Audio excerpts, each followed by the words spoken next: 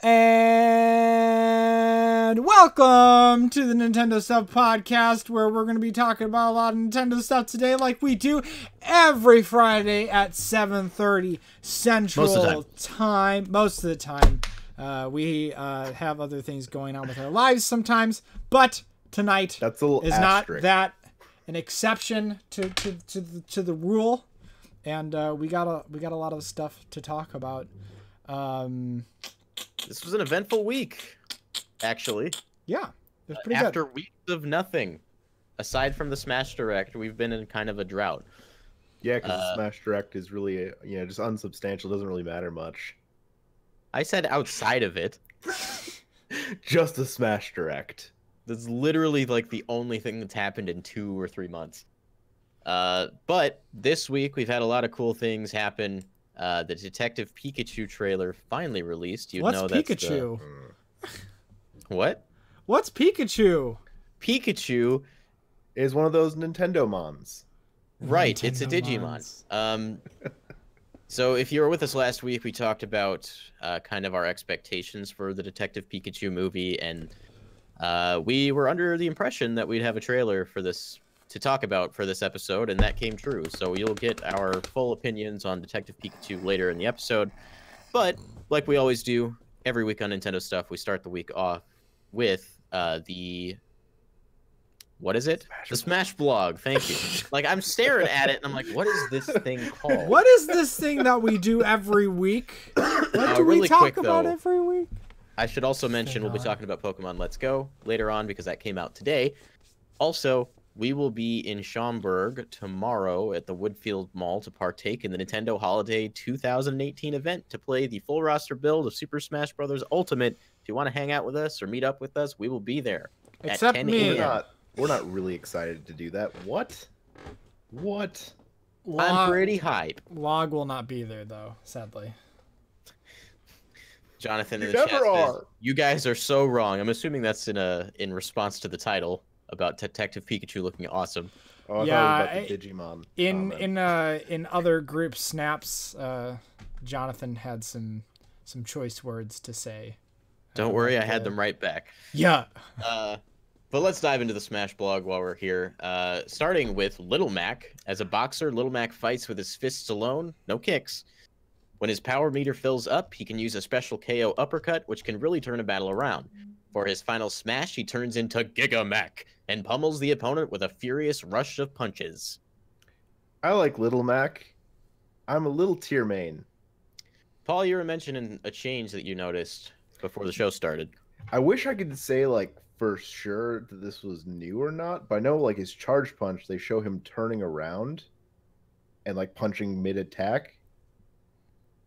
Now, And I there's don't not... remember that being possible. Not that I specifically tried, but in his little 20-second trailer here. yeah, it's a shot with Lucina. Oh yeah, Lucina dodges behind him and then he turns around and he finishes totally it. is turning around on his own. I I didn't really see like any that. forces that was changing that. Yeah, honestly, that's a really good thing for him because that attack was pretty much just punish candy for the other person. I'm really hoping that turns him into Middle Mac. Middle Mac for For mid tier. middle tier. Yep. Yeah, that would be nice because the sad part is like there were so many complaints about Little Mac before the game came out that people were saying he was going to be OP and all this. And the worst thing is that got him nerfed. It got him nerfed post-launch with an update. So, in regards to Ultimate, we don't say any character is OP, otherwise you get Greninja and Little Mac who get nerfed for no good reason. I mean, Well, what about was that Bayonetta, really though? the reasoning, or was that just like something that just happened? You know? There was, there was a lot of commentary on these things, and obviously people were listening in the early stages of post-release. And I think that did actually end up affecting things. You look at Sakurai and his team, especially for Ultimate, and, he was at the Invitational, and they're looking at all these events. They're even taking, like, insight from pro players. They're telling them to Treehouse members, and then the Treehouse members are relaying what they hear to Sakurai and his team.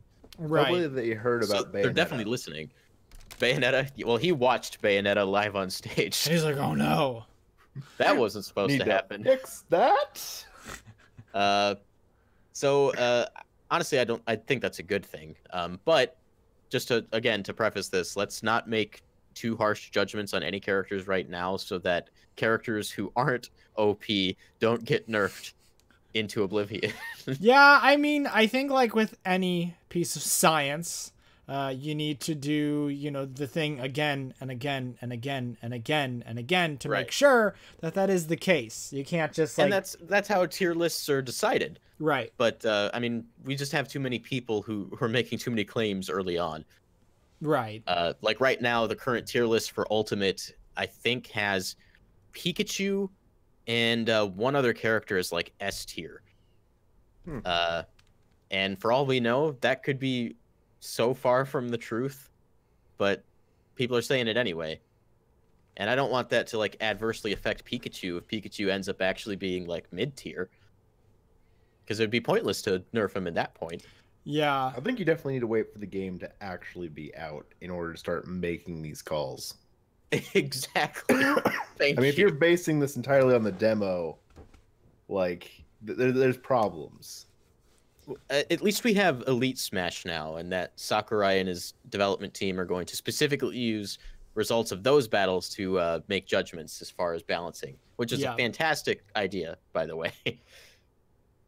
So in regards to Little Mac, he also can jump out of side B now. Yay! Does go in a free fall, so no more haymakering off the edge of the stage and dying. Dude, I did that so much. I think I played... last time I played Smash 4, like, I played a little bit of Little Mac, and, man, I died so much doing that.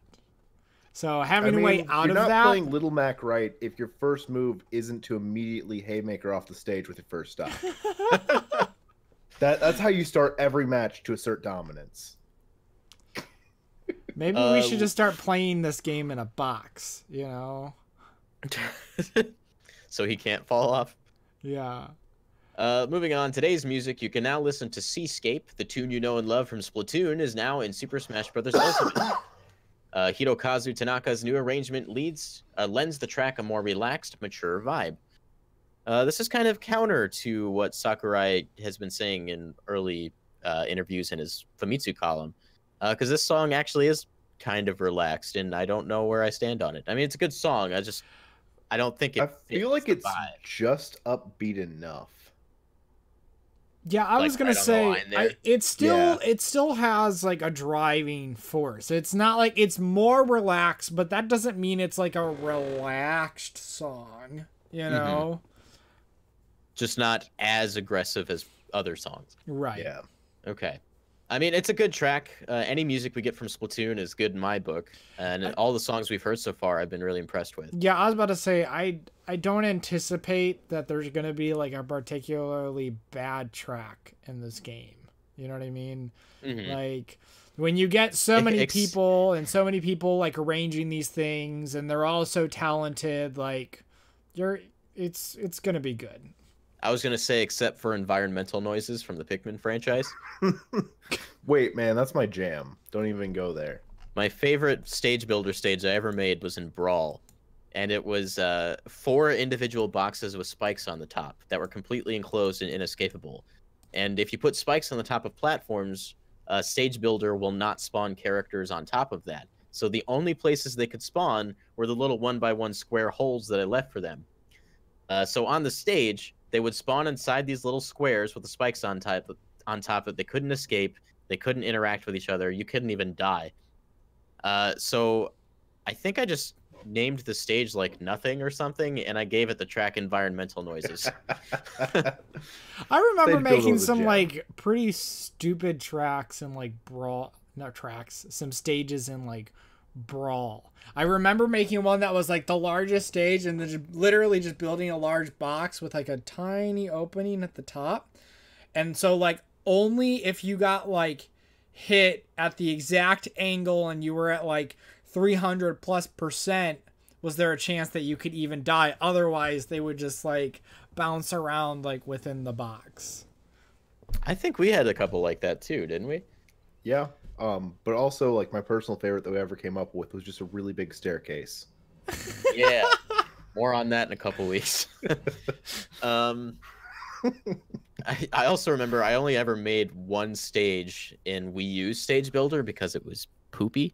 But the I name thought you of had the like 2 or 3 of them on there. there is, but I downloaded the other ones. They actually had a Gotcha. really nice system for downloading stages from on, like Miiverse and whatnot. But the one stage I made, I told my now wife, but at the time girlfriend, that I was going to make a stage for her. She was like reading a book or something. So she's reading her book, and I'm on my Wii U gamepad putting my stage together. And once I was done, I was like, "All right, your stage is done," and it's literally just the word "weenie" spelled out as a stage. I'm so proud of that creation. That is like we've battled on that like recently, and it's just a nightmare of a stage. It's really awful. There's like no ledges that you can grab onto, so you're more likely to just kill yourself. It And, doesn't like- even make sense. Like you just like fall alongside ledges that look like they should be grabbable, but then you die. Charlotte in the chat says I definitely had fun making dumb stages like that. Like one that was just a pit with spikes that you couldn't get out of. I think we all come from similar places in terms of design. Are we all sadistic? Maybe. Speaking of stages, we do have Pokemon Stadium 1 from Melee. After 10 years, it's back. In addition to the basic stadium formation, the stage also switches between fire, water, rock, and grass variations. If you want to win on this stage, you'll have to alter your strategy based on the current formation. I love this stage. I don't know about you guys. Oh, I've always loved this stage. It's one Yeah. of my favorites. You know, I saw that it says after 10 years it's back, and I was kind of like, huh? It was Because enthralling. like I hardly played Smash Wii U. I didn't like Yeah. Pokemon Stadium 2 as much as the original, so I'm really glad to see it back. Yeah, so am I. And also, I mean, Stadium 2 is also in the game, so if you like that one's also available. Options. Right. So a lot of They them. use this. They use the stage in competitive Melee, and one of the big discussions for this stage was whether or not they were going to play with hazards on or off, because they've been playing it obviously with hazards on for 17 years now. So do they want to change it so that they only play on that standard formation, or keep the transformations on? What do you guys think? Isn't there one formation of it though they just like will not fight each other on? Yeah, I think it's fire. If fire shows up, usually the competitors will just stop, go to other sides of the stage, and just wait. I think it. Oh, it so you're depends talking about on, the like- competitive scene. Specifically competitive right now. Okay. I think it depends on that aspect if they want to keep the break or not. Yeah. They will usually like use that opportunity for like button check or to try out some of their moves to make sure that they're still focused. I kind of like the transformations personally. I like seeing a little bit of weirdness in competitive Smash. This is one of those things I don't entirely want to let go of, but I'd understand if they would opt to just go hazardless because it's a great stage layout. Yeah, just in general. I anticipate that they'll probably go without, like, they'll turn hazards off. So with hazards off, does that mean it's literally just the Pokemon Stadium with the 2 platforms? Okay. Mm-hmm. I was so happy when that feature got announced because it was the one thing from Wii U that I kept asking for with every Miiverse post, and I saw Final Destination forums, and I was like, that's almost what I wanted. Moving on, we got today's item. It's the Akira Assist Trophy. From the original Virtua Fighter game, Akira joins the battle with the same graphic style as his original appearance. He has a wide variety of attacks at his disposal, but none represent him better than Tetsu Zanko. When he leaves the fight, he says his signature line. By the way, Bayonetta's forward throw is also based off of Tetsu Zanko. Little neat factoid that we didn't know before. Yeah. Confirmed. I love style. I love this assist trophy. I really like that Sakurai isn't afraid to just like bring properties in and not alter them at all. Yeah. Just Especially seeing the them in their 64 stages. Yeah, like just keeping them in their purest form, the way that you remember them. It makes it, I think, a nicer callback than to like update it or modernize it. Just Well, other than the fact that his shadows are pretty high resolution. Except for the fact that you can see the blocks. Right. Yeah, I love that because they've got it for this one. They also have the original Super Nintendo Andros Assist Trophy, where it's like all tile based. Yeah. Dr. Kawashima from Brain Age also shows up in a polygonal form. Yeah, I just love all of that. I just love polygons. They're the best. Yeah, man. The I was polygon kind of like fighters back. Low key hoping that they would let you change, or there would be alts for every character that would represent their appearance in every Smash Brothers. So like you would have an N64 alt for Mario, like a melee alt for Mario. I don't really care if there's one for Brawl, personally. And Smash 4. Thought it would have been a neat touch. This is Super Smash Bros. Ultimate, so, and they are calling back to 64 in a lot of ways. Mm-hmm. One of those ways is with the idea of spirits being toys. Speaking of spirits, we've got primary spirits come in different types. We have attack, shield, and grab. Attack has an advantage over grab. Grab has an advantage over shield, and shield has an advantage over attack. Where have we seen that before? I don't know. It's almost like so original. It's almost like somebody's a fan of Fire Emblem. Or rock, paper, scissors. What? Or just Smash Brothers. Try to equip spirits that are strong against your opponent's spirit team. So yeah, you just want to mix and match these in a way that gives you an advantage over your opponent. I like that this kind of stuff is in here. I also like that the game has a recommended button so that I don't have to think about it if I don't feel like it. I mean, I don't have to think about it. It's just all Waluigi. He's the only spirit for me. You just get like 3 different forms of Waluigi assists. I mean, I can't ask for anything more from Smash. Like, that's it. Just give me exactly, 3 forms of Waluigi, and I'm good. That's all you need. I'll never ask Sakurai for anything ever again. That brings us to the last post of the week. This is Meta Knight. This fighter not only has tons of quick moves, he can perform a midair jump 5 times. All his special moves have a recovery aspect, so use them at the right time. His final smash is Darkness Illusion, which unleashes a fast series of aerial attacks, which is an update from the very lame final smash he used to have, in my opinion, where he would like cast his cape and veil over the opponent. The screen would go black, and then like 3 seconds later, he would attack them once. Kind of lame. I don't know. I think it's kind of inspiring. I don't know about you. I mean, it's cool in concept, but it's not very neat to look at. And I feel like that's what a Final Smash should be. It should be cool to watch. It should be epic. That's why I like Ike Look so at you, much. Peach. Whenever I use Ike's Final Smash, he just like throws the opponent up into the air and beats the living tar out of them. That's what I want. Flashy super move. I mean, I think that's what anybody would want, right? It's like something that's kind of out of your control. Like you execute it, and once you make that hit, then the animation plays. And so it's like, you know, you want something to look at, you know, when you're not going to be doing anything after that point. Right. And that brings us to the end of the Smash blog this week. Smash blog posts from this point forward aren't going to be as big in the discussion since we pretty much know everything now. I mean, but it's still worth weeks. The game's out. Yeah. So, but it's still worth discussing, you know, leading up to the release of the game. Absolutely.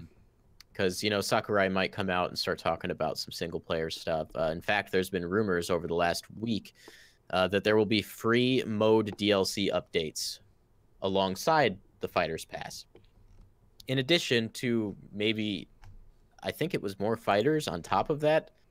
I would assume these would be Echo Fighters that you would get as free DLC updates. I mean, that's a great model. DLC, if they want to take more of my money, you know, I'm not going to pay them on that. I will just mail Nintendo my credit card. I'm still hoping that we'll get, you know, in the form of some free, like, updates, like, certain modes that just aren't there. That's what I said. Oh, sorry, I was totally distracted. But that is the rumor. Yeah. So, I mean, but it also just makes sense. Like, with all of their, like, big, like, online offerings up to this point, Like, that's essentially what they've done. Is they will release, new modes and new stages and such like that. And obviously we know we're getting the DLC packs, the fighter pack. But I don't think that's going to be the only DLC that we get. No, like Sakurai during the direct, like when he got to the DLC portion, he was like, "Why close the door on more opportunities?" Just because he told us we're getting 5 DLC characters in the Fighters Pass doesn't mean that's the only DLC we're getting. Right. And it's specifically called the Fighters Pass, which means there could be even more paid DLC that maybe cover different things. Yeah, more stages, more modes, more spirits, more... Charla's got the right idea. I might as well just sell my soul to Nintendo now. Oh, I do remember. The other part of that rumor is that there would be free Spirit DLC updates alongside modes. Also, to suggest that we already haven't sold our souls to Nintendo. Just put the DLC on my tab. Basically. Yeah, in our discussion with Roger and David, I even mentioned the possibility that they would just constantly like shadow drop spirits into the game. Because he specifically doesn't tell us how many there are, and he wants us to guess, which tells me that it will grow over time. I mean, over, 900 tracks for music? I don't even want to guess how many spirits there are. There's probably thousands. Because all they have to do is slap a JPEG in there. You slap a JPEG and give it some functionality, and you're done. I'm sure it's more involved than that.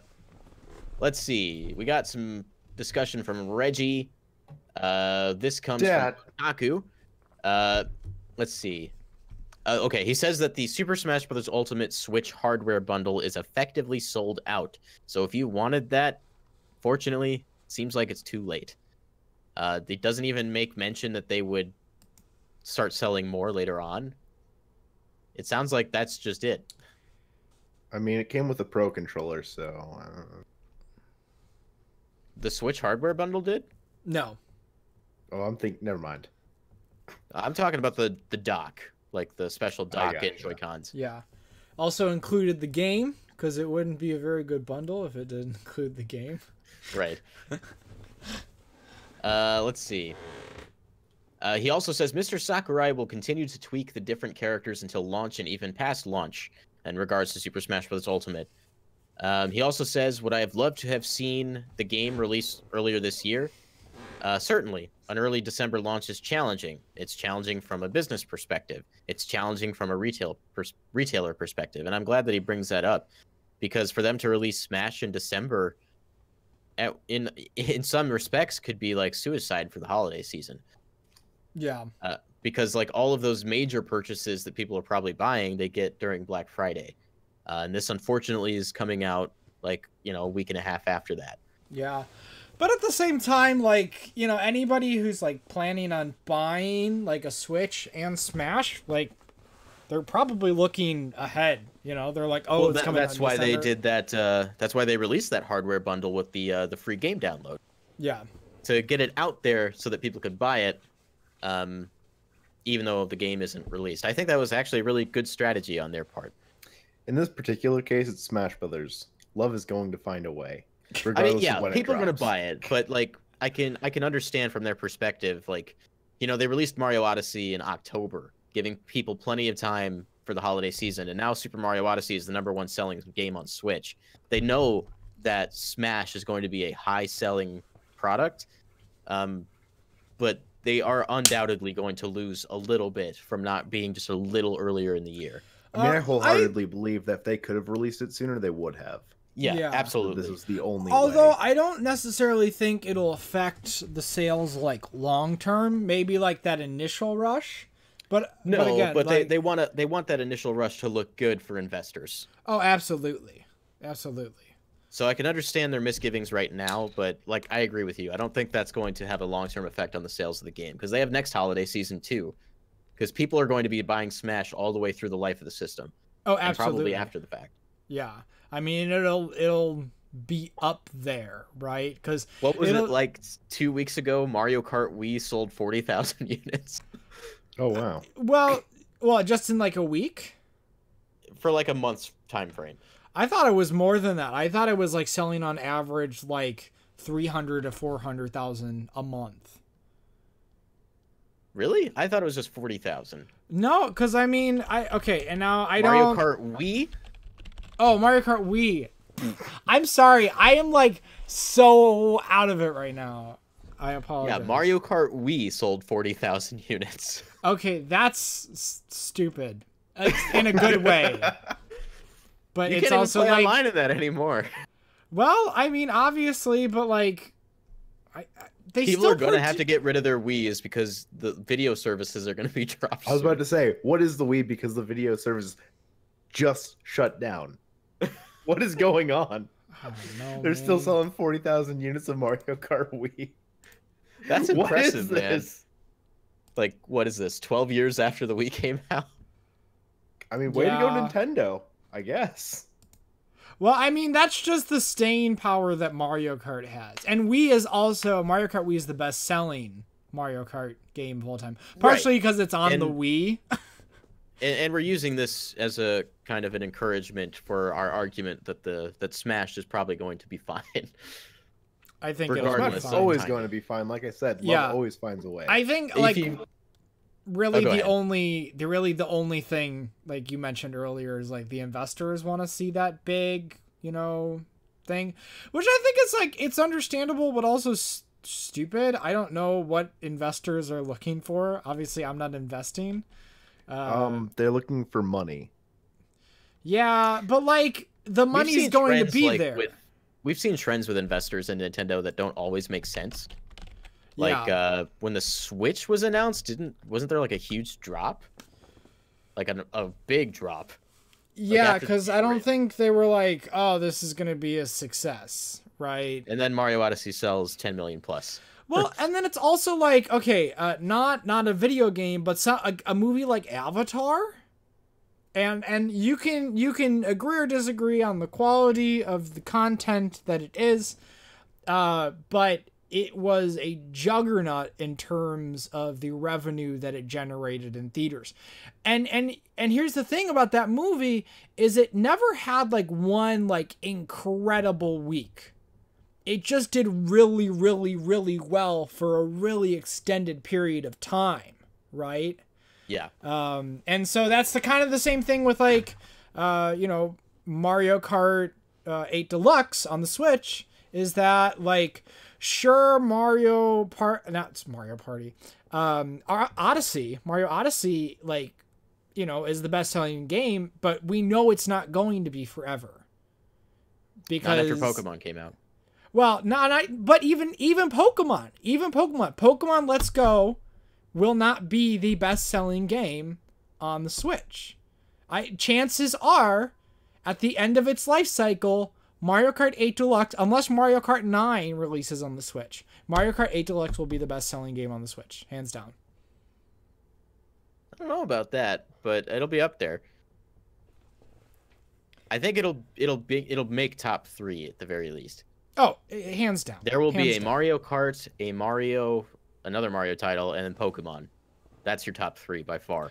Unless there's like, well, I don't know about that then, because like, I think Mario, like on the high side, like a 3D Mario game might, do like 13 million over time.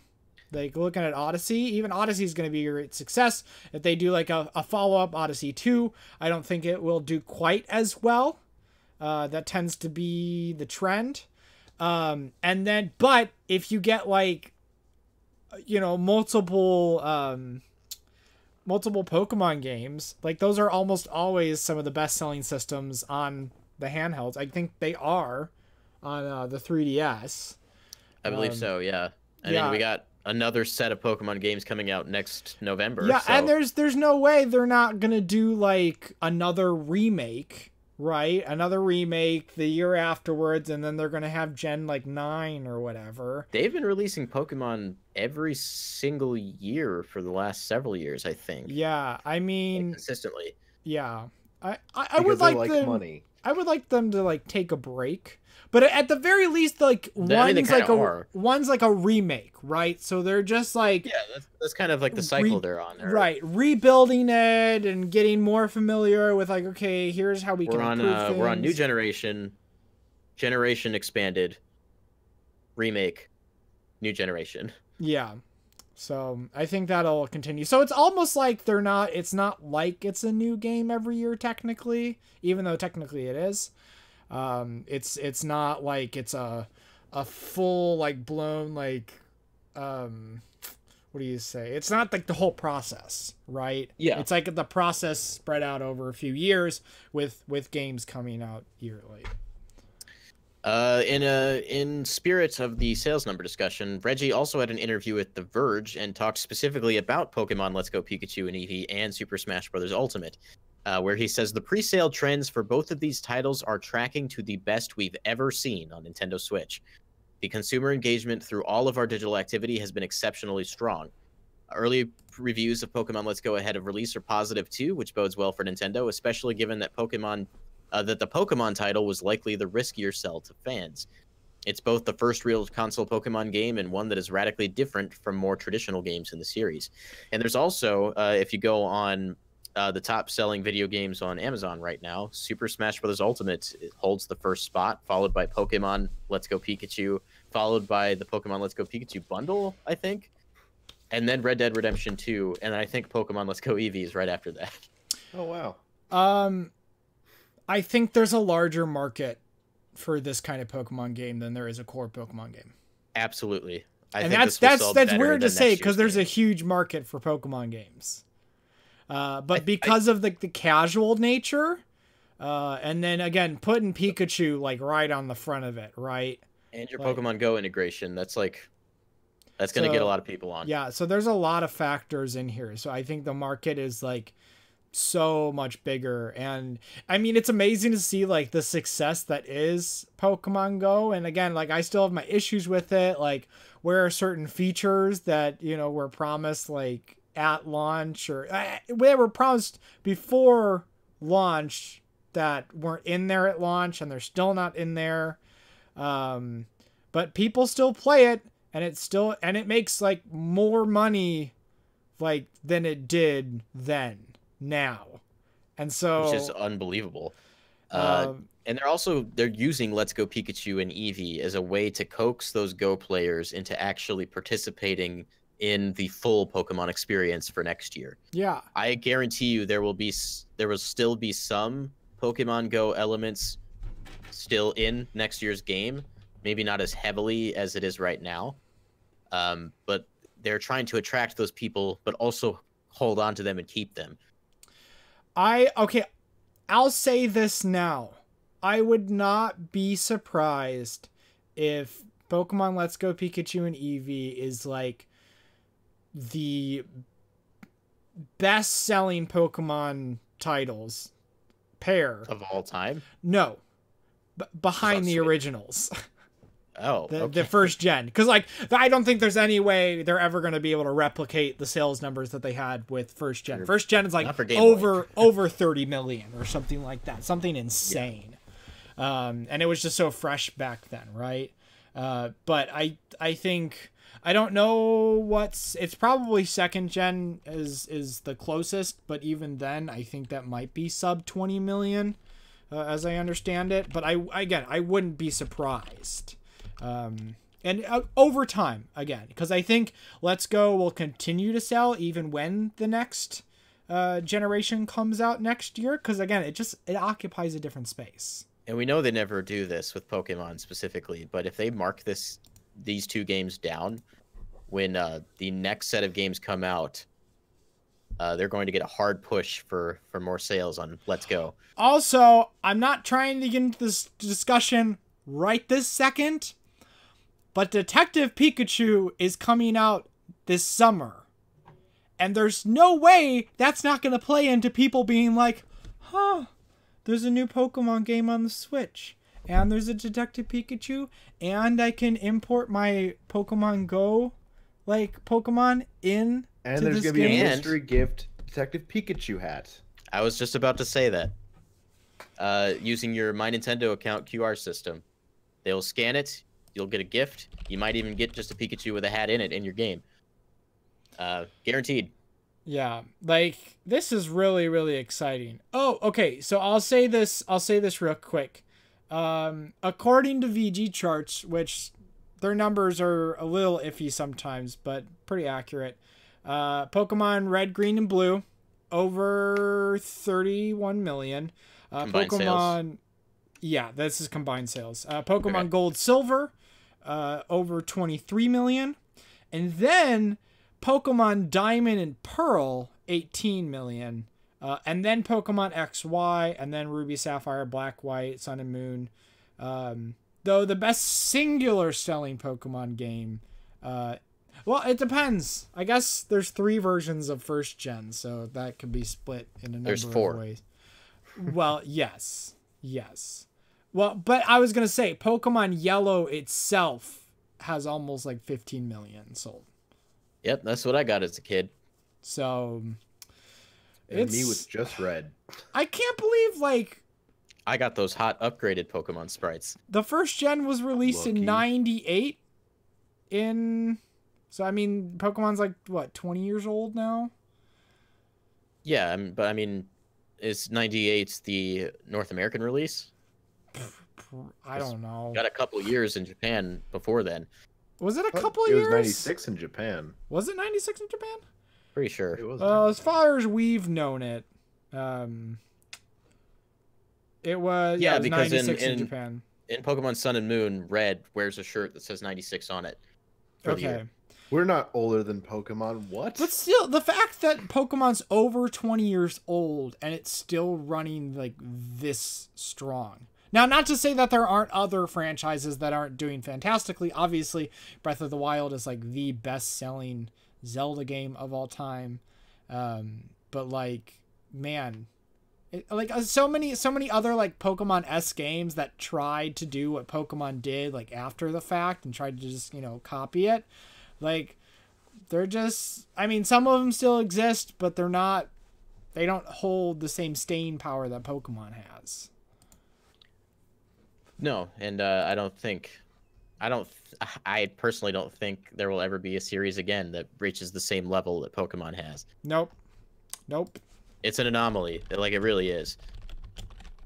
I remember, like, in the heat of Pokemania, my dad thought it was a fad, and here we are 20 years later. And he was talking to right. us. And he was very, very right. Yeah, a 20-year fad. I still play Pokemon, and I'm 24 years old. And there are people way older than me playing Pokemon. Pretty sure. Like me.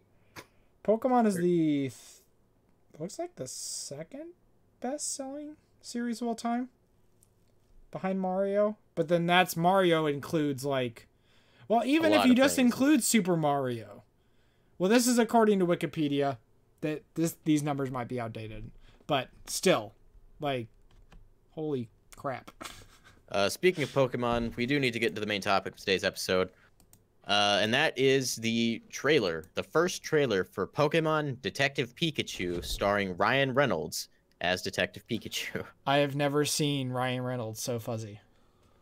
No. This is the role that I've been waiting for Ryan Reynolds to get. I was very, like, cautious going into this trailer because, like, I was putting a lot of stock into it. I'm like, if they're doing a live action Pokemon movie, the Pokemon company is incredibly protective of the IP. So, like, they're only gonna let certain things slide. And then I saw that trailer and, like, all my fears were gone. Yeah, no, and I guess this is what we've been waiting for in terms of like video game movies, right?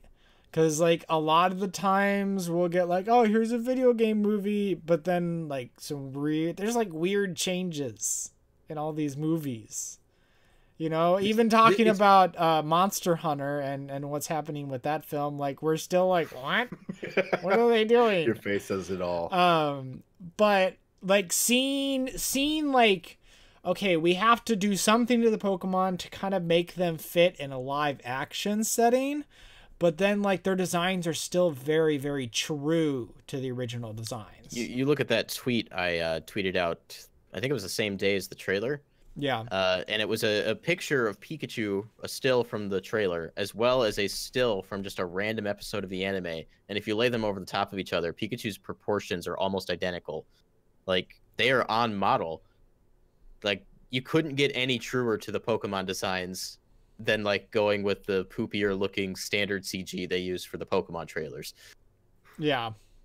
And that seems to be like the line that's dividing people as far as designs, is they don't like the fact that it leans realistic. But in my opinion, if you didn't do that, it would have actually looked worse. Yeah, yeah. It would have just been straight hokey if they would have like a smooth CG. They did a good job. Pikachu was like the most important aspect of the movie, obviously. Mm-hmm. They had to nail Pikachu's design, and in my opinion, they couldn't have gotten any better than they landed on. I mean, do you want to pick him up and just cuddle him? He's adorable. He's and, like, so cute. Even like with those big, kind of more realistic looking eyes, like it works. I look at him and I say, yeah, that's Pikachu. Yeah. Give me 2 of them. Well, and then like the thing with like, okay, I never thought about like if Pikachu was real, like he'd be fuzzy, but it makes sense. He's like a rodent. Some people would call him like, what's his actual description? Like an electric mouse. Electric mouse, right? He's a mouse. There's like, I've seen people talk about how Pikachu is actually slightly based on like another like rodent called a Pika. And it's fuzzy, and it's a rodent. It looks kind of like a mouse, a little bit less like a mouse, but regardless, it makes sense, right?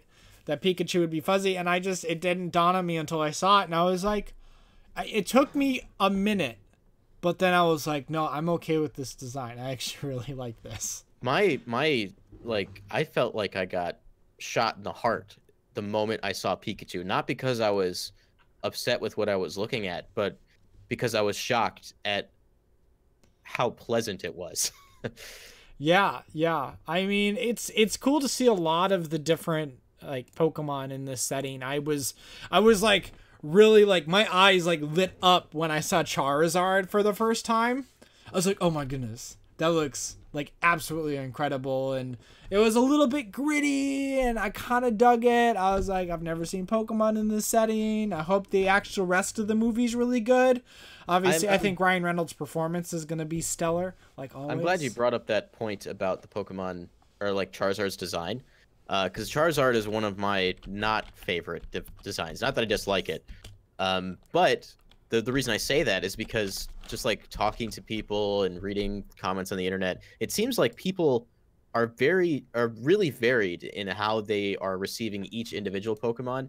Like, you know, I love Jigglypuff's design, and I see a lot of people who hate Jigglypuff's design. I love Mr. Mime's design. I see people who hate that too. I don't hate Jigglypuff's design, but there's like one shot where his eyes just creep me out. They're just like so glassy, and it just like, it gives me nightmares. Yeah. But I like that everyone's opinions are so different. Because everyone has their favorite Pokemon, and I think that's shining here more than it ever has before. I love like he's like Charizard specifically, like he's a dragon, right? And he's all scaly, and it just. Did you notice like he's also competing in an underground Pokemon battle ring? Yeah. And like he's got scarring all over his face, like he's been abused. Yeah. And that shows really well on his character. There's something I need to point out about this trailer, though. It did something that I never thought could be accomplished. It made me like Mr. Mime. I thought Mr. Mime was almost leaned too far in the direction of like being in an actual like Pokemon like art like setting. You know what I mean? You're saying it was too on point or too on brand? I guess so. I don't know. Like a lot of the other Pokemon, like it felt to a degree believable, even though we all know it's CGI and it's a little bit cartoony. I really, really dug Jigglypuff. I like all the little hairs and like. if you look close at Mr. Mime, he actually has peach fuzz on the top of his head, little skin freckles and defects on his face. Yeah. I see what you're saying, but I don't think it's. I think if they had gone any further in the realistic direction, Mr. Mime would have actually been creepy. Oh, yeah. No, I mean, obviously they had to make concessions. And that's not to say that I disliked Mr. Mime. Can we also talk about how his little shoulders are dodgeballs? Yeah. Oh, wow. They are. I love all the Is that different canon? textures. I don't know, man. Okay, so we've talked a lot about the Pokemon. Obviously, we saw a lot of Pokemon in the trailer. We saw Charizard, Charmander. We saw Bulbasaurs. We saw there's a Venusaur hiding in there. There's Emolga, the flying squirrel, like electric Pikachu looking Pokemon.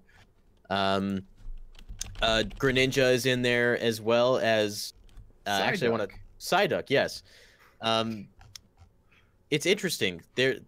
I thought they would lean pretty heavily on Gen 1, and they do in the trailer. But there are Pokemon from all regions just there. Greninja! I mean, was that Greninja! Was that the case in the game? Yeah, like all Pokemon are in the game. Well, not all of them, but they draw from all of Pokemon as a whole. And I appreciate that. Like, people accuse the Pokemon Company of like leaning well, Game Freak specifically, of leaning too heavily in Gen 1. And in some respects, I would agree.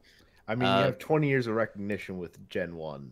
Yeah. I don't blame them one bit. But I think they handled it really well in this movie, at least from what we've seen so far. Like, they gave us a lot of really popular Gen 1 Pokemon. In fact, every Pokemon that appears in Super Smash Bros. Was in that trailer, save for Pichu and Mewtwo. I mean, good They knew luck what they were fitting doing. Mewtwo in there. Oh, he's in the movie, guaranteed.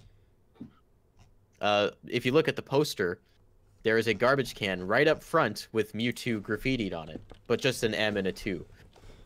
He's also in the game. Spoilers, man. I would hope he would be in a Gen 1 game.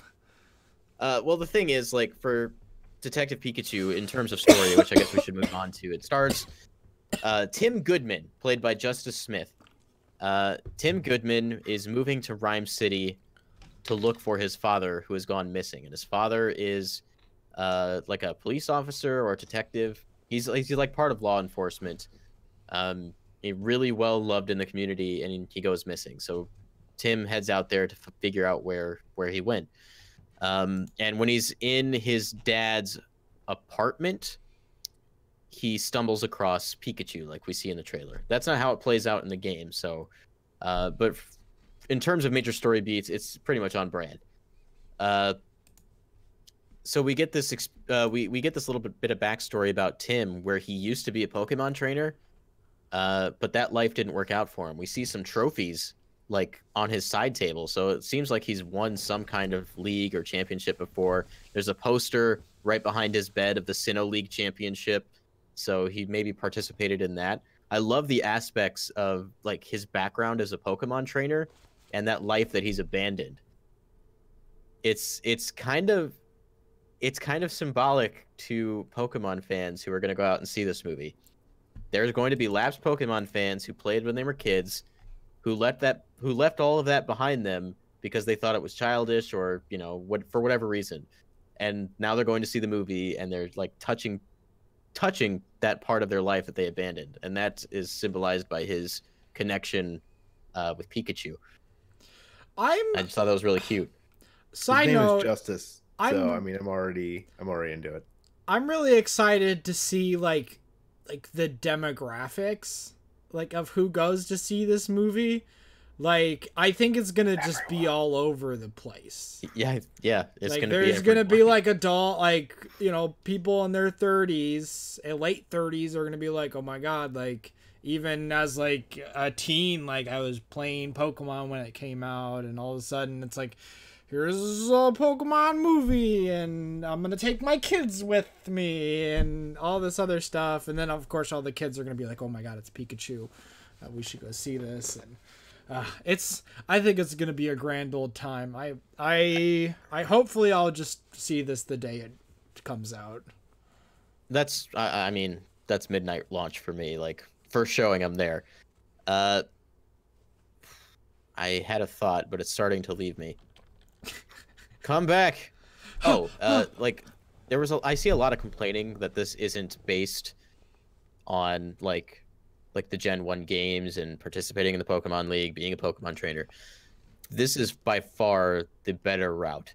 Definitely. This is not as recognizable for people. It stars the most famous Pokemon of all time. And it leaves a more interesting, not as clean, not super clean slate, but clean enough slate that they can kind of write around just a few little details. Mm-hmm. I mean, if you want a good Gen 1 movie, go watch the animated film that came out like, what, a year or two ago? Pokemon Origins? Yeah. Yeah, that's fantastic. Yeah, definitely watch that. L-Dog in the chat is also saying, we've had enough of that storyline in the games and anime. So, of course, like, take something brand new and make that interesting. And based on the trailer, I think it's plenty interesting.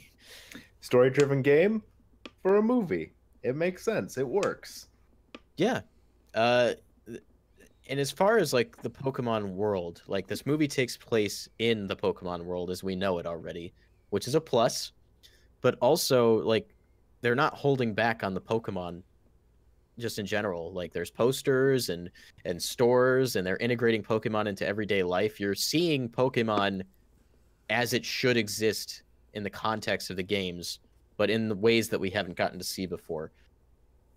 And that should make this movie interesting for any Pokemon fan, if you ask me. It was like one shot early in the trailer when he's first getting off that train in the city, and you just see like all these Pokemon and people walking around like it's organic, like it's just natural. Yeah. And that's the moment I was sold. I'm like, oh, hey, Pokemon are real. I'm going to go catch them all. And they're just a regular part of everyday life. And they're not like super involved in everybody's lives, like in the case of Tim, where Tim just works in a call center. He knows what he's about, man. Yeah, that also plays into my, symbolism from earlier. Does it speak to your soul? Yeah. But also, we see like there's a shot of Pikachu like walking across some like food stands, where he's talking to Tim and telling him about his situation, and they don't show it, but you can see behind him is a Charmander tail, like lighting the flame of a pan and helping the chef cook. That's fantastic. The movie's being creative. Yeah, it plays on the fact that, like, for so long we've just had Pokemon mostly in the context of, like, they fight each other, right? There was always hints in the games that, like, Pokemon did other things. And we see it a little bit in the anime. Yeah. But to see it like something like that, like, no, Pokemon have other practical purposes and they do other things, and that's just a really good thing. Like, I was just thinking how much care that they've put into this movie, at least from what I can see. You could tell like it's a big budget film, which they could have easily done something that would have been akin to like a straight to DVD movie. And they didn't. They're like, they really put the time in, and I hope they don't end up doing like, oh man, this Pokemon movie was a success, so we should just like pump out more, but like knowing that like it seems like care has been put into this film, even if it's nothing penned like by one of the writers of Guardians of the Galaxy. Yeah, so hopefully like this doesn't turn into just a cash cow, and they don't, treat it cheaply. Because, like, I'd love to see this movie do, like, exceptionally well. Look at other, like, animated live action films and how well they do. It's like, I think this movie has just as much, if not more, potential just because it's like, look, it's Pikachu.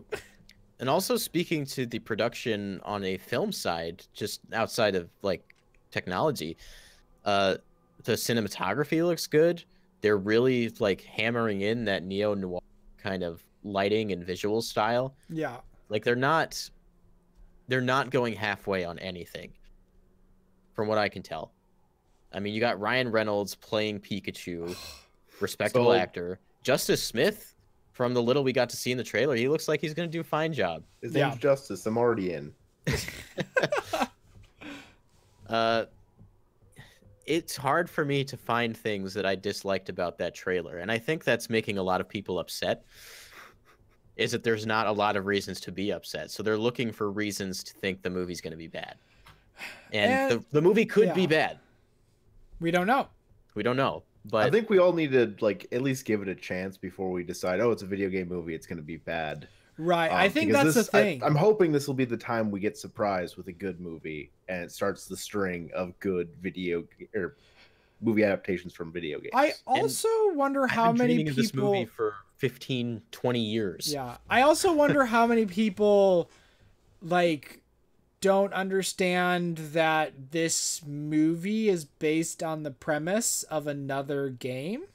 A lot of them don't. Like, they're just like, oh, they're just writing a story around it. It's like, no. This was like a narrative-driven game, and then we're turning that into a movie. I think it's like... I watched a video where I think a guy mentioned that this is the first movie ever based on a point-and-click adventure.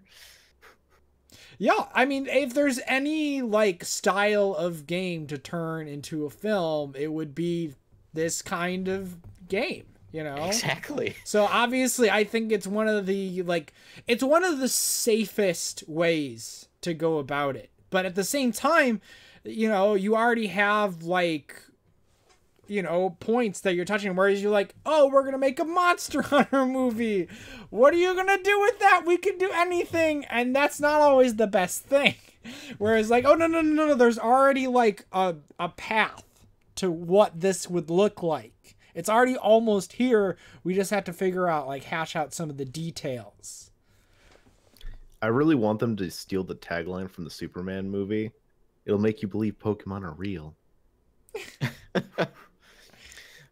Also, the trailer opens with the da da da, you know, that familiar Pokemon theme. But if you play it at the same time as the actual song in the trailer, they line up. I think they're the same BPM and like they melodically fit together. I watched a video, I think on Reddit, and it blew my mind. Like, that was incredibly intentional. Yeah, a lot of attention to detail. So, I mean, again, I think at the very least we're going to get a decent, enjoyable film. Charla makes a point that I think kind of resonates with everyone. It's I think she says, I think people are just afraid to be hopeful because of how many terrible video game movies there are. I know that's how I kind of feel. And yeah, no, I'm with you on that. Like, there are other video game movies I was hopeful for, like Tomb Raider. I really thought Tomb Raider could have been something. And unfortunately, it wasn't. Yeah, considering there's already been like a bunch of Tomb Raider films that were bad, and like you would have like looked at that and be like, okay, this is bad. So how do we make it not bad? We've gone from all video game movies being awful to video game movies being tolerable. Yeah, Pikachu, but there's still some pretty bad ones. Bastion. I feel like I should just like make a list of like video game movies and just really do my research, because we know they're bad, and obviously I've seen some of them. Case in point, the Super Mario Bros. Movie. Because anything can happen. Bowser can look like a dinosaur. Or be a human. I'm going to make the argument, though, that if Nintendo didn't think these movies would end up being good, they wouldn't take the risk. Yeah. That said, I don't think Nintendo has... I don't think they actually have anything to do with the movie at all. Because their logo doesn't even show up at the beginning. Specifically, it's the Pokemon Company. Yeah. But again, like, that's... For the same reason, I agree with you, because the Pokemon Company is the same way. Yeah. It's even, like, you know, quickly talking about, like, the upcoming Mario Bros. Movie, which is slated for, like, 2022 or something like that. 2022. I'm going to be 28. I have a suspicion that's going to be a good movie. I have a suspicion that's going to be a great movie. Yeah. Say what you will about the people involved. It's always like, you know, Nintendo and the Pokemon Company, they are incredibly protective of their IP. They've been down this road before, specifically Nintendo. So they know when to stop or when to say, no, that's not going to fly. We have Miyamoto, right up there with the bigwigs of the movie, making decisions along with them and saying, no, you can't do that. Just like how he said there can't be a story in Paper Mario Sticker Shock. So with Miyamoto, is he can't gonna be have a story like in your Mario movie? What? Is he gonna have like an executive producer role? That's what I would anticipate. I believe so. Yeah. Yeah. And he's been directly involved since talks of that movie ever began. So I have a lot of faith in that film. Gotta protect his baby. That said, I haven't heard anything in regards to like how the Pokemon Company's been involved in Detective Pikachu, so we can't say a lot there. That said, I think we can all agree this is a movie we will definitely be going to see. Absolutely. I wouldn't miss this for the world at this point. Like, I am 100% on board. If it's great, great. If it's bad, oh well. But at least there was a good first I have trailer. to show up and know. At the very least, we're going to go there. We're going to see some really cool looking Pokemon on the big screen. And That's see how a I really, feel about Monster Hunter right now. really stellar voice performance by Ryan Reynolds. Yeah.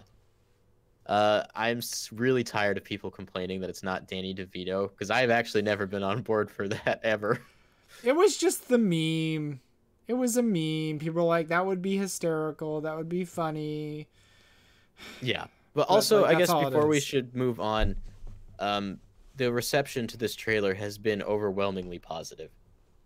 Something I never expected. That's a really good sign. Yeah. So, I mean, is this start of the cycle where we're going to see, like, a Nintendo-based movie every 2 to 3 years? Yeah, and this would be the first one, because, 4 years from now, or I guess 3 years from then, would be Super Mario Brothers, and I guarantee you before Mario comes out, we'll know what the next Nintendo movie is. Metroid. Zelda. I would be okay with either. Heck, they could do whatever they want. I don't Kid care. Icarus, you're right. I actually you. don't care. Whatever movie they want to make next, fine. I will go see it. Mr. Game & Watch the movie. You got it. So I think that's enough for Detective Pikachu for now. I can't wait to see Pikachu. Detective Pikachu. I can't wait to see what they show us next. I'm so excited. It took the wind out of the sails for Toy Story 4. People stopped caring after the first hour. Well, Like, that oh, being said, Pikachu's here. we only got a teaser trailer for Toy Story 4. Yeah, and then We we got didn't a get much more anything- exciting one the day after. Yeah, but even then, it wasn't like based on any story or anything like that. So, I mean, I think we'll start talking about Toy we got Story a real 4. trailer for Pikachu. Yeah, so once there's a real trailer for Toy Story 4, there'll be more talk. Actually, I think that's a good point. Like, doing a teaser for Detective Pikachu probably would have been bad. it. Yeah. Yeah. That would have given a lot of time for people to be like, oh, this is going to be terrible. Okay, so we already talked about Miyamoto working closely on the Mario movie, so I think we can move on from that. Here's an interesting piece of news. Sony will not be at E3 2019, apparently at all. Like, not even on the show floor. They know what they're about.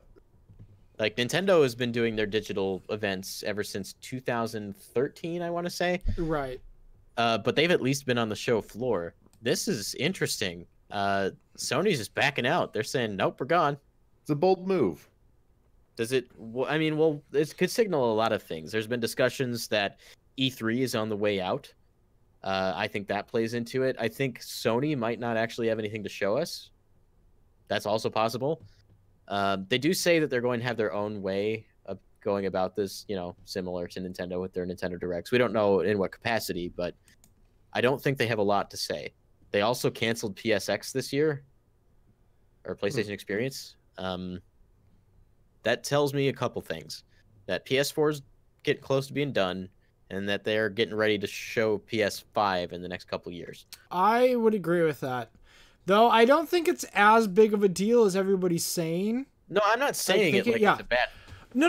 It's not. And here's the thing. And I also don't feel upset owning a PS4 because I think their first few releases. I mean, I think there will still be a lot of games that are cross-platform, right? That release on PS4 and PS5. Also, There's gonna be a transition period. I think PS5 will be Xbox One's Xbox One X. Like, I think You that's... think it'll be iterative?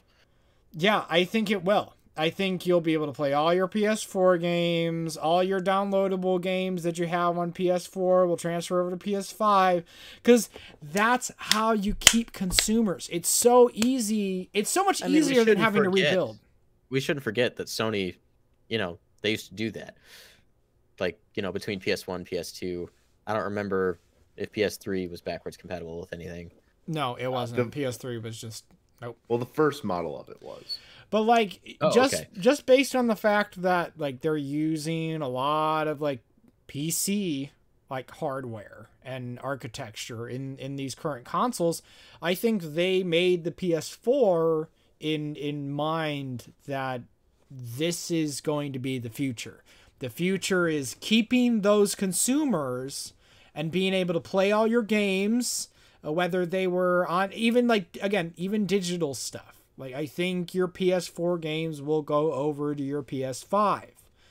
Honestly, eventually, I think they'll get away from even the numbering of the systems, I don't know that for sure. It's just, that's kind of how it feels to me. Mm-hmm. I think that's the way it should be, because I think that's better just in every aspect, Yeah, for the most part, I pretty much agree. I don't think it makes sense to kind of get away from, I don't want to say exclusivity, but inclusive exclusivity. Yeah. Well, think about building your user base, right? And having to rebuild that every generation. Like, it's not good business, because where's the money? The money's in the software. It's never been about the hardware. It's, unless you're Nintendo, who sells your hardware at a profit, it's never, ever been about the hardware. I think what Xbox is doing right now, I think they have set themselves up very nicely to continue building that base and not have to start over. Like, all this, like, Xbox 360, they had, like, over 80 million consoles sold. And then, like, Xbox One didn't do quite as well. But then they were like, well, why don't we just keep building on top of that? So if you have your Xbox One, you can play all those games. They look nice. Eventually, they'll phase out the Xbox One. It's just consoles, except they're taking the phone route with it, with the smartphones, where it's like, okay, we have like 6 generations of consoles, and then eventually we just stop supporting one. And if you haven't already bought like a new one, like, oh, I skipped like 3 generations, but I've been able to play all my games, and then now all the games are looking nicer, and now I'm going to upgrade my Xbox to the Xbox One Z or something like that, All that said, we're a Nintendo podcast, so we should probably move to the other side of the conversation. And that is that Reggie used this as an opportunity to promote Nintendo at E3 2019. Oh, I'm not surprised. They were like, oh, this is our opportunity. And Xbox did the same thing, except they tweeted it out. Reggie did not. He says, but whether or not Nintendo hits its 2018 numbers, he's talking about 2019 as a whole right now. The future seems bright for the Switch. In addition to already announced titles like Fire Emblem Three Houses, a new Animal Crossing, and a proper mainline Pokemon game, Fizime teased there are also brand new surprises that we haven't shared yet.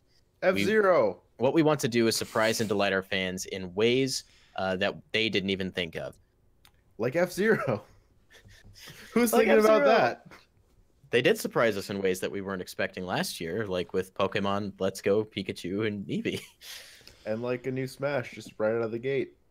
Actually, yeah, like full stop. That I was not expecting. Only Andre was expecting it.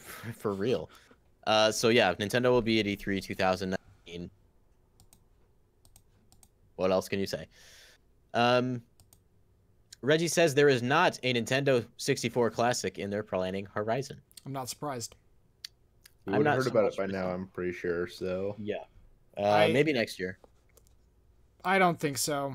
I think it's gonna be a minute before they move on to the next generation, right? That's why there's a maybe in my response. Yeah. So I mean, in a certain degree, I still think they're milking like the NES and the SNES Classic. You know, I still see those on shelves. Obviously, I work retail right now. And there are people who will come in, and I don't necessarily work electronics, but I'll be like in the toy section. I'll be right next to electronics, and people will be like, yeah, you guys have any like NES Classics? You know, people are still buying them, you know? So, Holiday season. Yeah. Perfect time for it. I think that like they're going to milk those for a minute. And then specifically like with like the Switch Online service is like they're still going through NES titles. I don't think we'll get a N64 Classic until they start putting SNES games on the Switch Online service. Yeah, that makes sense to me. And there's not really a need for it right now, to be honest. Nope. They're going to sell through that stock of the NES and the SNES, and once all that's, sold through, then they can think about moving on with the next thing. That's not to say that they're not working on a Game Boy Classic or something like that. He just specifically said there's not a Nintendo 64 Classic. In addition to that, this is kind of a twofold thing. The Game Award nominees were announced earlier this week, and Nintendo qualified for only 2 categories. They qualified for Best Family Game. They were nominated with Mario Tennis Aces, Nintendo Labo, and Super Mario Party were all in that category, alongside Overcooked 2 and Starlink Battle for Atlas. Yeah. And then they were also nominated for Best Sports/Racing Game with Mario Tennis Aces. And those are the only nominations they got this year. Yeah, it wasn't... I mean, Nintendo... Rip Xenoblade 2. Yeah, I mean... Smash isn't out yet, so... They had... It wasn't like a dry year, but there wasn't any like really, really big. It was a dry year. Well, not dry in the sense of like Wii U dry. That's what I'm thinking of when I think of dry. Oh well, no, but the majority of the year was ports and re-releases, and waiting for Smash. And waiting for Smash. Yeah, I mean, they definitely were planning on like, oh, here's a bunch of like older games that you didn't get to play on the Wii U that we're gonna pad out the library, and it's still gonna draw people in. They told us about Smash in March for a reason. Yeah, because they didn't have much else to say. Okay, look, here's Smash, and we don't have much else, but Smash. Pokemon just came out. Was it today officially? Pokemon came out today. Okay. November 16th. And then obviously Smash, and those are 2 really, really big hitters. But I think 2019 will be a much more active year. Obviously, we're going to get Fire Emblem 3 Houses in terms of just a really stellar RPG. Animal Crossing. Oh, Animal Crossing. I wonder if there'll be like a really like a big like kind of grittier title.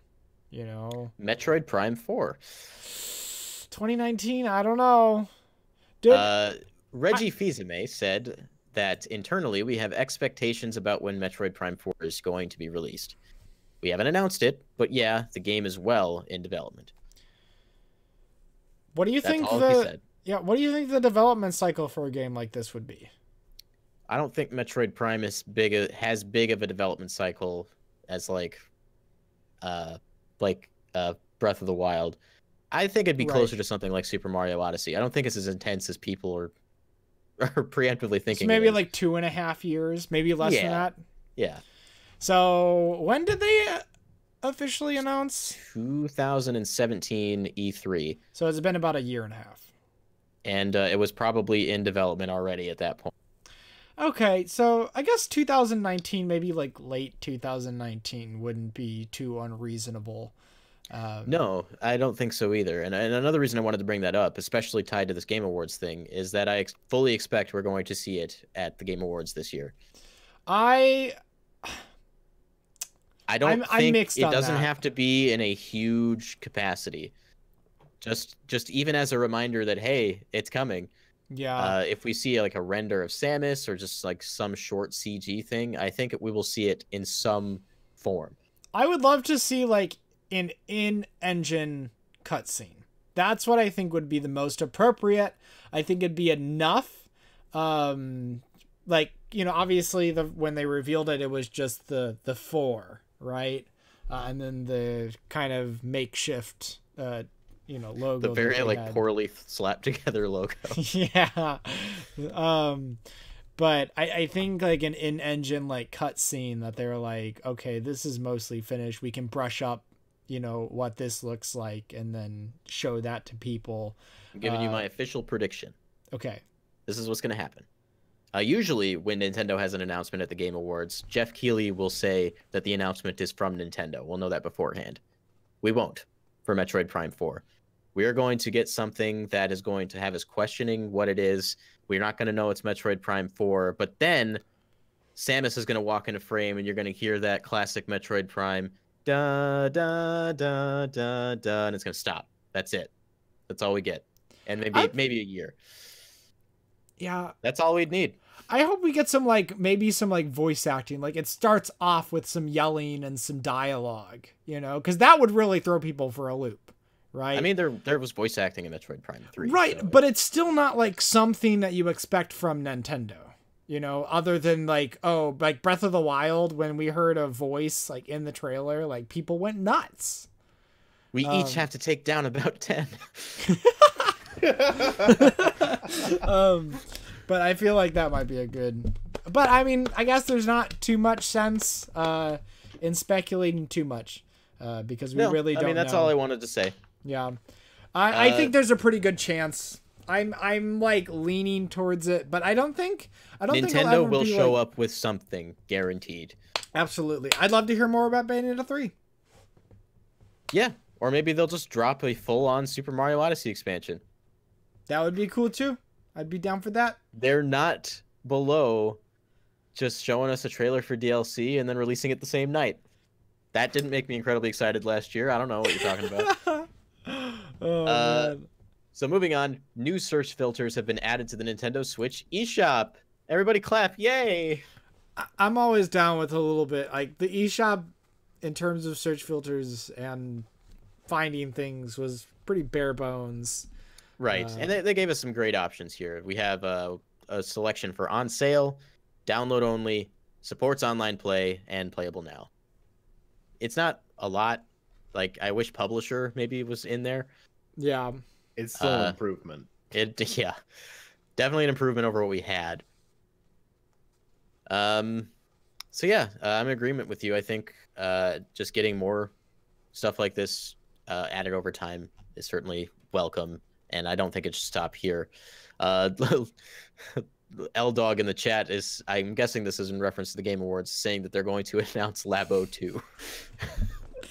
I don't think it's that kind of game, L-Dog. I don't think it's that kind of game. I think he's memeing. A sequel to everything. A couple quick stories I don't want to dwell on for too long. THQ Nordic has 55 games in development, and 35 of them are unannounced. That's a lot of unannounced games. They've also acquired Bugbear Entertainment and Coffee Stains Studio. I'm not too terribly familiar with Bugbear. Ridge Racer. Yeah, exactly. I don't know. But Ridge Racer.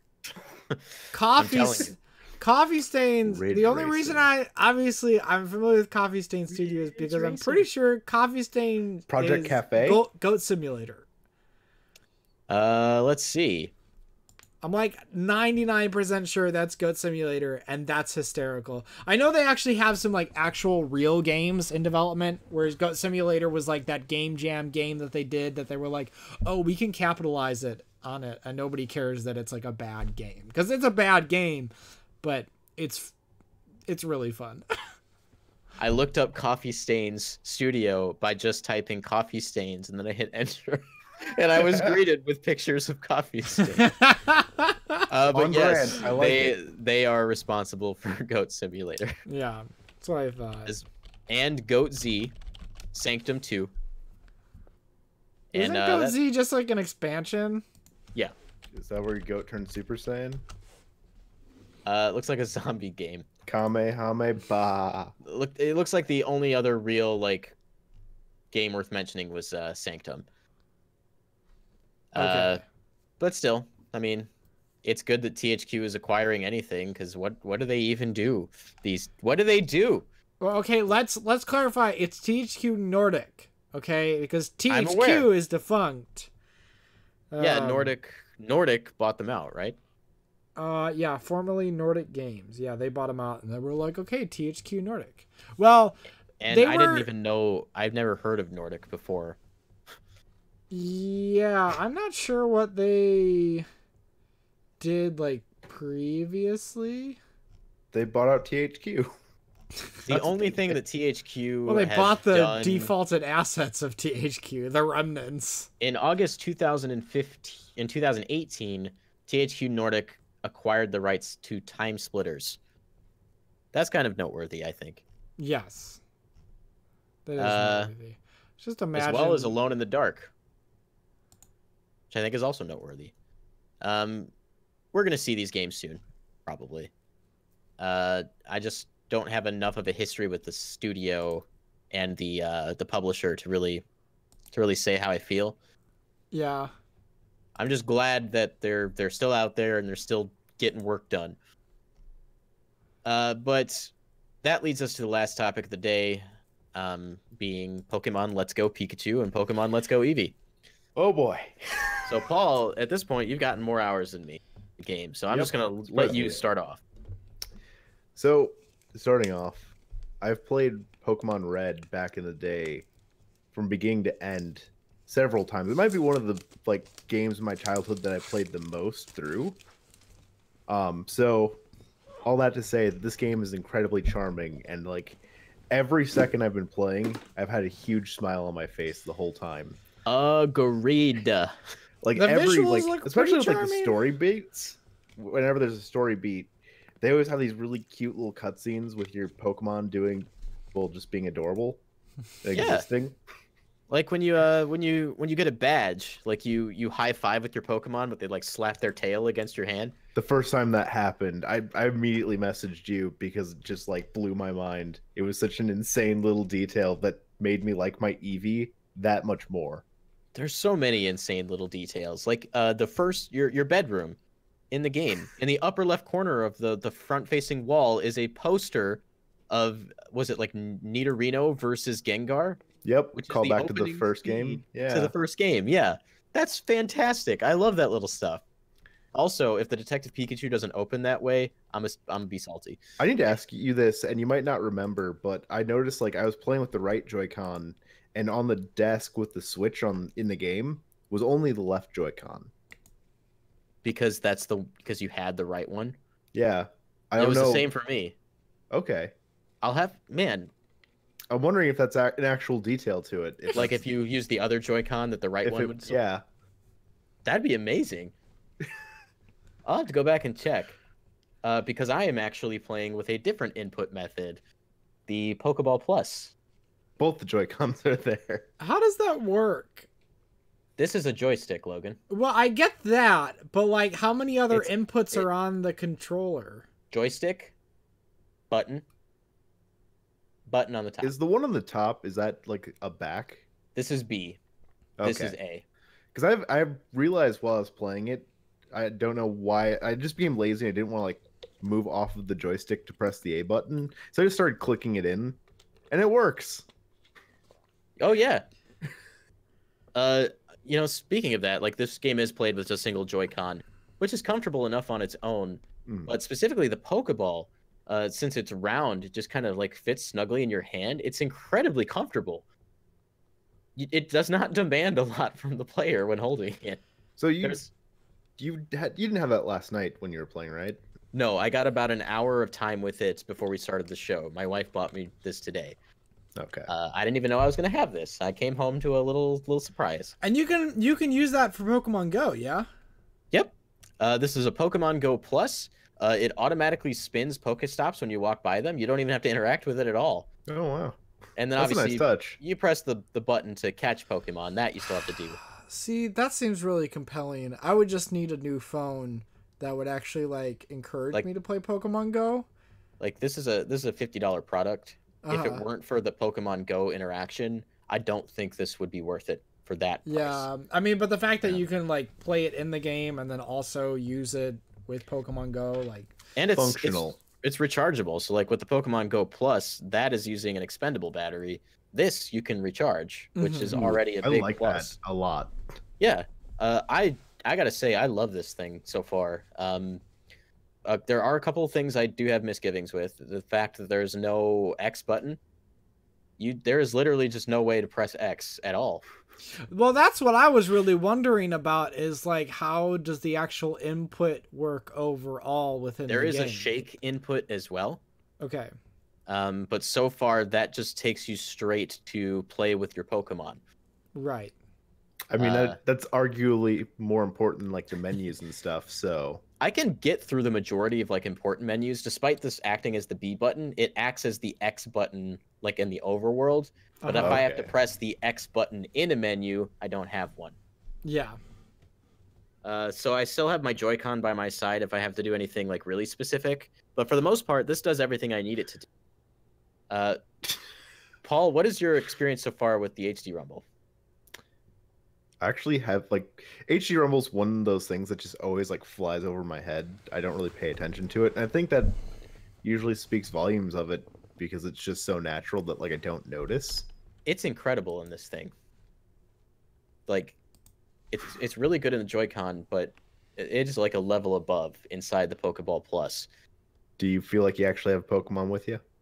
Well, like when you're catching the Pokemon and it shakes 3 times, for one, it shakes with the intensity that you would expect for each individual one. It gets weaker because the Pokemon's struggling to get out.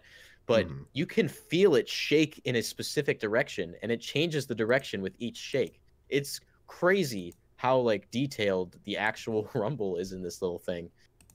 And then when you catch the Pokemon, it cries inside the ball, and you can hear it. Aw. I was gonna say though, like that's so the thing I want to know is how do you sad. take a screenshot with that? You don't. There's also no home button. Like this is strictly for playing Pokemon. When you mentioned like how you have another Joy-Con next to you just in case, like I've been playing with the right Joy-Con, but I have the left Joy-Con next to me in case something cute happens. I need to take a screenshot. Because I mean, just like I've never been really much for like I've never really cared much for Eevee. But this game has like completely changed my perspective on it. Now because you my do. Eevee is just so adorable, and I keep taking screenshots, which I never do, because my Eevee's adorable, and I need to document how adorable it is. I have to excuse myself for just a second, but you two keep talking. Yeah. So I just want to talk about how, Paul, you definitely made the superior choice in terms of like which version of the game you went with. Because Eevee is objectively a better Pokemon than Pikachu, right? See, I wanted Let's Go Pikachu, but I decided to just leave it up in the air. Why was that? Because obviously, I think it was like I had Pokemon Yellow, I think, on my Nintendo DS. So if I wanted that experience, I could kind of get it. Yeah. But I couldn't get the experience with Eevee, and because I couldn't decide between that, I decided to leave it up to Twitter, and they decided on Eevee. But so actually, an overwhelming majority in favor of Eevee. Yeah. If I decide to pick up this game at some point, and there's a lot of reasons I would, some reasons I wouldn't, but I would definitely get Pokemon Let's Go Eevee. I've probably said this previously. I really like Eevee. That's fair.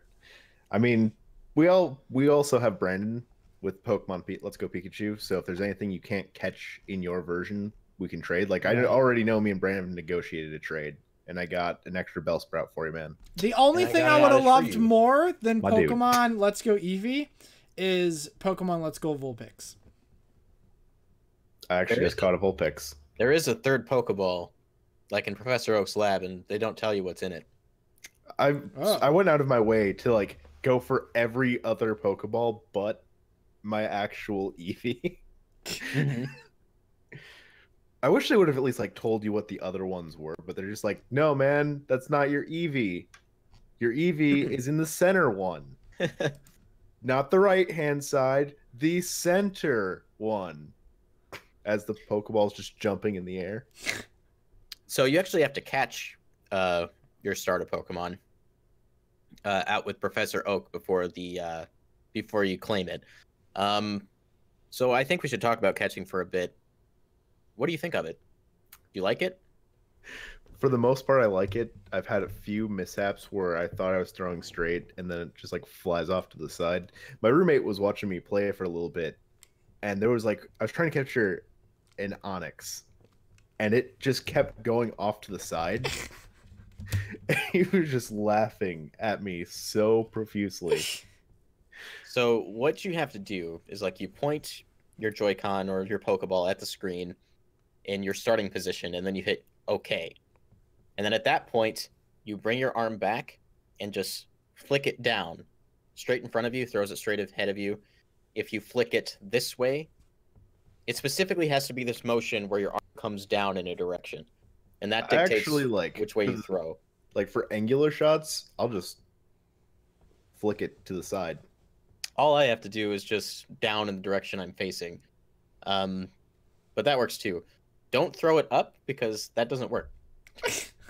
Don't do Can't this lob because that doesn't do anything either. But there's Can I there's spin it and then I don't think you can throw curveball throws. I haven't figured that out. But I would expect to since you can in Pokemon Go. yeah. And how you capture Pokemon dictates how much experience you get. Like if you It throw actually an excellent pays throw, to get those timing down.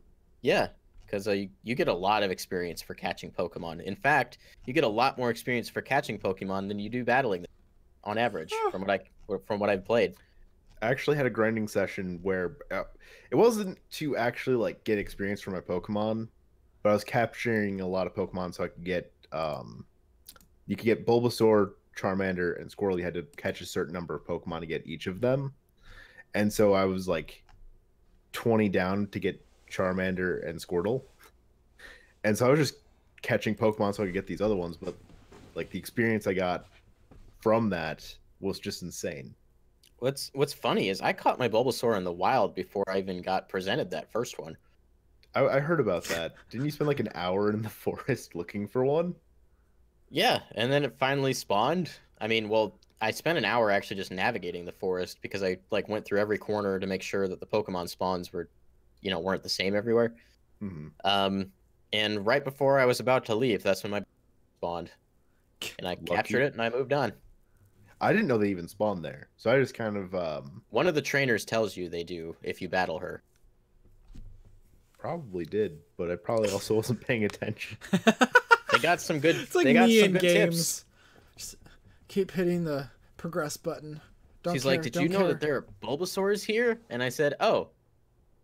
And then I just started looking for Bulbasaurs. I think that's the fair reaction.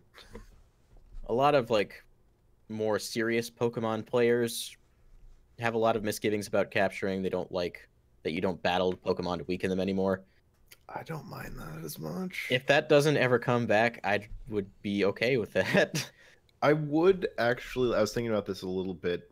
I wouldn't mind having the option to battle Pokemon if I don't particularly feel like catching it.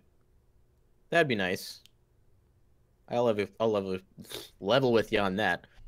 Like if I accidentally end up in an encounter, it'd be nice to actually just fight the Pokemon sometimes versus just running away. Oh yeah, for sure. Because at that point, that's your only option. I would be okay if random encounters never came back again. I definitely like this method much more. Like even if they spawn like right in front of me where I'm going and accidentally encounter, that's happened like 2 or 3 times throughout a 5 or 6 hour play session. It's really not that bad, and I still like knowing when I run into it what I'm going to be fighting. Yeah. Yeah, and there'll also be like little energy sparks on it to show you if it's a like a big one or a small one. Because there's size variation too, and you get bonus experience for that as well. So, have you run into a situation in which, like, you encountered a Pokemon that you didn't really see? Like, for example, maybe, like, a Pokemon, like, jumps out of a bush that it was hiding in. You know what I mean? You get, like, ambushed. Some of the Pokemon will blend in, like, with the grass if you're walking through. Caterpie. I kept encountering Caterpie that I just couldn't spot because they blended in with the tall grass. Because, like, I think that's a more, like, interesting implementation because then you get more variety as to, like, how you encounter, like, Pokemon. Not just, oh, you went into grass and then encountered a Pokemon, you know? The way they walk around in the field is pretty interesting, too. Some of them will actively run away from you, and there will be some that will actually just target you. Right. So there is Sometimes a they're little bit really of hard to that. dodge, like especially They run at you, and they run fast. yeah. I had a Mankey spawn right outside of Mount Moon, and as soon as it appeared, it just bolted away from me, and I had to Come back, track I it down. want you. I caught that guy. I didn't let him get away. Good. Catch me one too. So you've encountered Team Rocket, I'm assuming. Yep. Jesse and James and Meowth. I love it so much. It's so much better than like just the generic rocket grunts. Yeah, and they're also dumb. I love it. They don't shy away from the fact that Jesse and James are completely incompetent. Like they're running around looking for the fossils in I Mount like how Moon. they're yelling at like Meowth to just like go get that rock. They're staring off like into the distance. Yeah, Go get the rock. completely like oblivious to the fact that you're just walking right by them to go to get the fossils in the very next room. Also, in regards to random encounters, I love how much time it saves you. Getting through Mount Moon was not painful, like it always is for me. I hate going through Mount Moon because every 5 steps you walk, Zubat. Pokemon encounter. Whoa, whoa, whoa, whoa, Zubat. whoa, whoa, whoa, whoa, whoa, whoa! Are you saying you don't enjoy encountering Zubat? Is that what I'm hearing? Because that's You what I'm only hearing. need to catch so many of them. Yeah, and they don't even spawn as much as like Geodudes. At least in my case, I got more Oh. Geodudes than I got Zubat.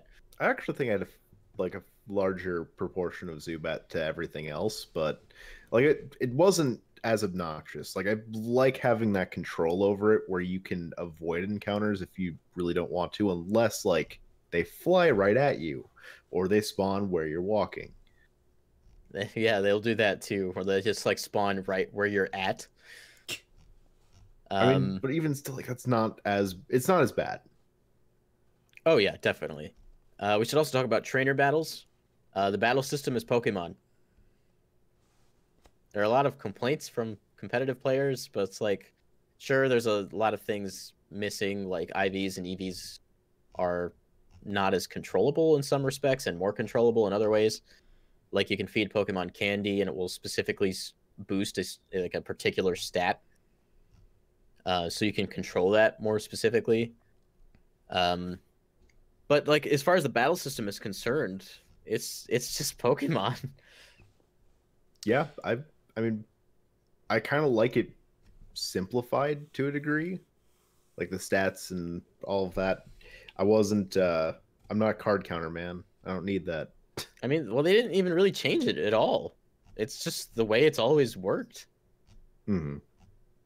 They show you on a nifty graph now, so it's easier to kind of visualize rather than just the numbers.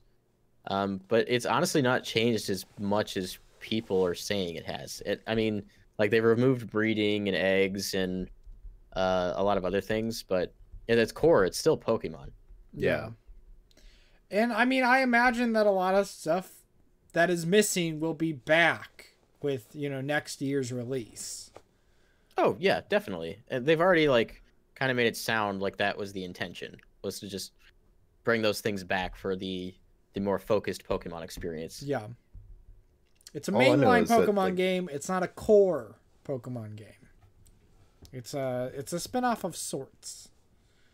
But they do consider it a mainline game, Right. as much as people don't want to admit that. Like I said, I've played Red front to back several times, and the experience as a whole is just so delightful. It's taking me back. Yeah, I'm honestly I'm loving every minute of it. I'm incredibly glad that I picked this game up, and I'm happy that I'm enjoying it as much as And like with- this is pure Pokemon for me. With the removal of like random encounters, I also really like seeing Pokemon in the world. Oh yeah, definitely. It's such a nice change of pace. I think one of the only things about Let's Go I dislike is just Kanto on its own. Kanto's really not that interesting of a place, like compared to the Alolan region or Unova. The areas are a lot more interesting. There's elevation. that's not just like pillars of places stacked on top of each other, like there's hills. But in Kanto, it's all very flat and There's ladders. not super interesting. That's not like a knock against it, because obviously it's a remake of the very Pokemon game, well, Pokemon Yellow. But I want to see these kinds of visuals applied to a more creative space.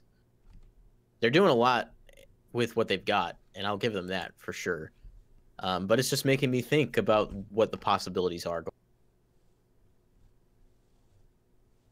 That's fair. That's really my only knock.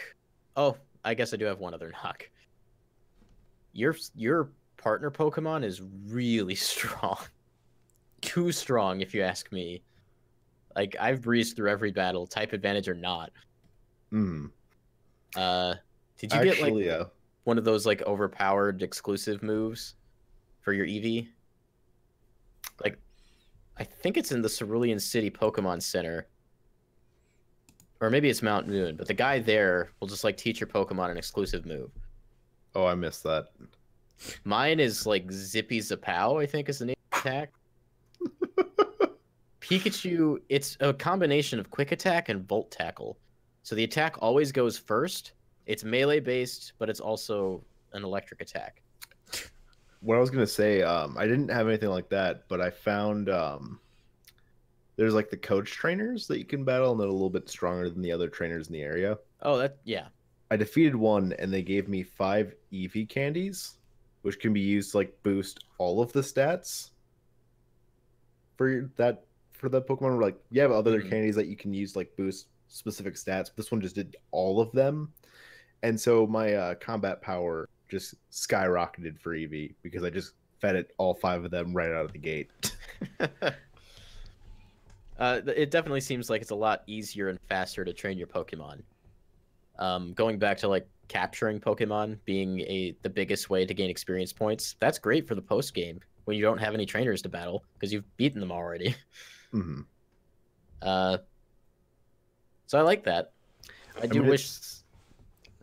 was gonna say, it sounds like you can get more of like those Eevee candies, but for like any Pokemon, you just have to send enough of them to Professor Oak. So I think there is an incentive, to capturing extra and sending them. It's like Pokemon Go, where you get candy for transferring Pokemon. In addition to that, if you capture the same Pokemon over, you get a combo bonus every time you do it. So, like, if you capture 3 or 4 of the same Pokemon in a row, it'll keep track, and it will tell you that you're on a combo on this Pokemon, and I think it boosts some of the experience you get, and it increases the chances of a shiny appearing. I'm into it. So there you go. Time to catch nonstop Pidgeys. So I have about 4 hours of gameplay so far, and as soon as this podcast is downstairs... I mean, the original title that we threw around for this podcast is "This Week is Canceled" because we're playing Pokemon Let's Go. And it's for a reason.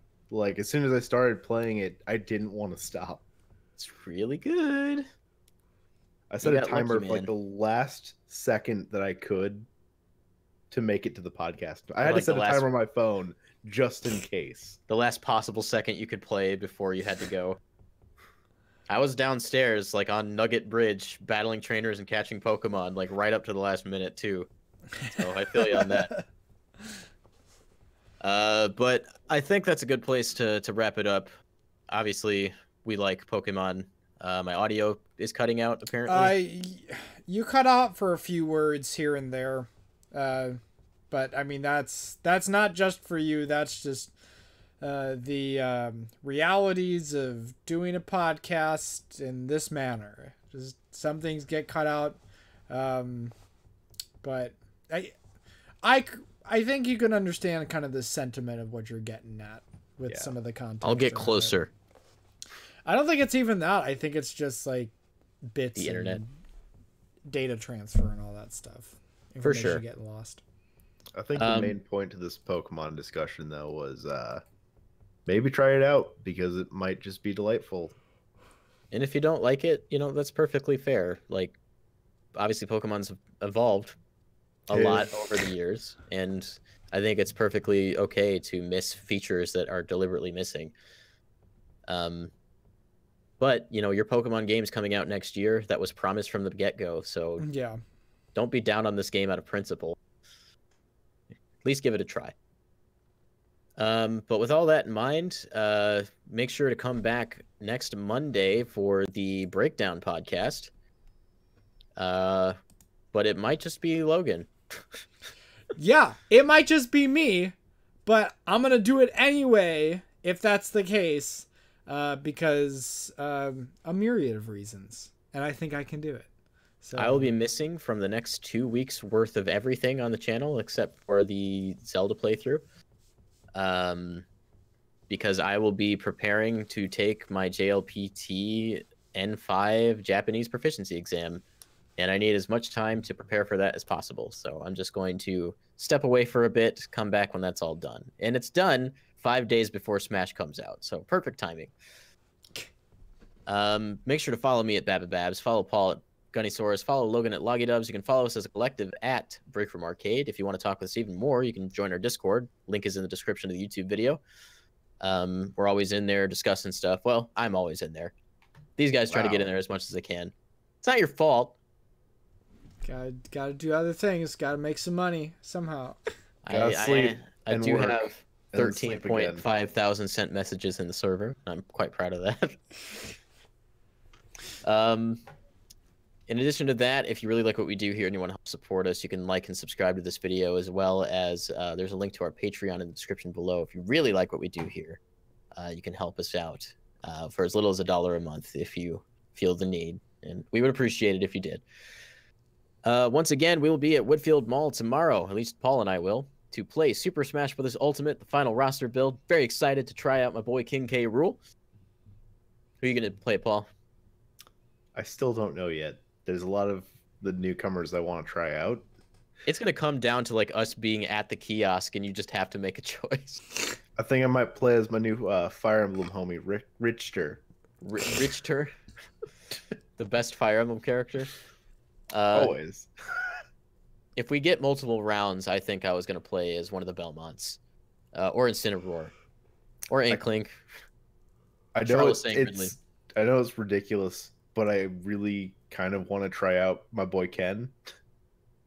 I don't think it's ridiculous. I mean, he's an Echo Fighter, but he's different. He's also my new main, so... There you go. Logan, what character are you going to try? Well, okay, I will say this. I think the first character I will try when I boot up that wonderful game for the first time, which might actually be with you guys. Hopefully it's with you guys. More specifically, it will be with me. Yes. Tell me how you really feel. Unless Paul gets that day off, Regardless, I'll probably try out Isabelle. Just to, like, quench my thirst for more Animal Crossing, which is coming pretty soon, but not soon enough. And when I say not soon enough, I mean, like, not, like, immediately now. Like it hasn't happened already. Yeah. Okay. Well, I think that's going to do it for us, guys. So make sure to come back again on Monday for the breakdown, and again next Friday for the Nintendo Stuff podcast. Yeah. My name is Brandon Miracle, joined by Logan and Paul. This is the Breakdown Pod. This is not the Breakdown Podcast. This is a Nintendo Stuff podcast. Don't break your backs. Breaking the games. For now, break time's over.